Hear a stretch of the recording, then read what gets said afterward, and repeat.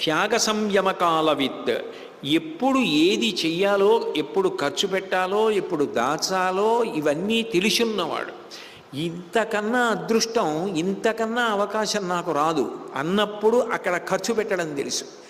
ఇక్కడ ఖర్చు పెట్టకూడదు, అనవసరం ఈ విషయం అన్నప్పుడు పైకి అది సంతోషకారకంగా కనపడినా ఖర్చు పెట్టకుండా నిభాయించుకోగలిగినవాడు.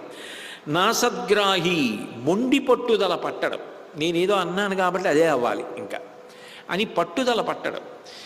అవతల వారు చాలా బాగా చెప్పారు, ఇది నాకు శ్రేయస్కరం అనుకుంటే తప్పకుండా అట్లా చేద్దామంటాడు. అందరినీ సంప్రదిస్తాడు, ఇతరుల మాట తాను వింటాడు.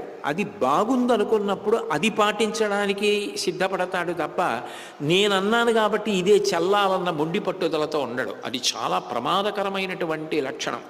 కాబట్టి ఆ మొండి పట్టుదల లేనివాడు. అట్లాగే నా దుర్వాచ, చెడ్డ మాటలు ఎప్పుడూ మాట్లాడడం. అప్రమత్త, కాలాన్ని దుర్వినియోగం చేయడం.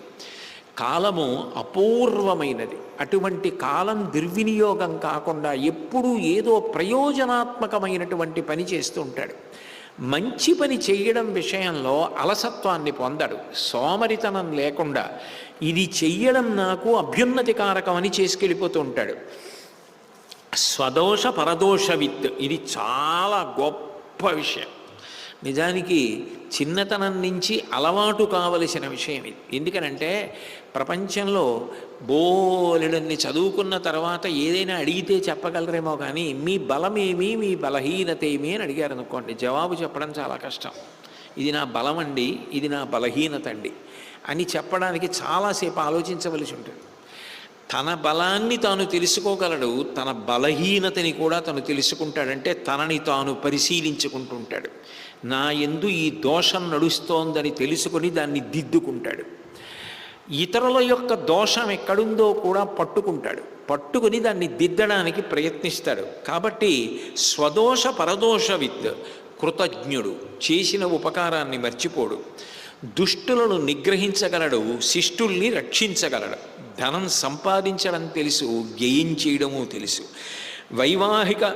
వైహారికాణం శిల్పానాం విజ్ఞాతార్థ విభాగవిత్, ఆరోహి వినయీ చైవ యుక్తో వారణవాజినాం.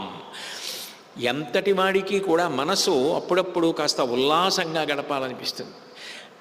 అలా ఉల్లాసంగా గడపాలి అనిపించినప్పుడు ఏవి క్షేమకరమైన విద్యలో వాటి గురించి బాగా తెలుసున్నవాడు, అంటే సంగీతము, నృత్యము ఇటువంటి వాటి గురించి బాగా ప్రవేశం ఉన్నవాడు.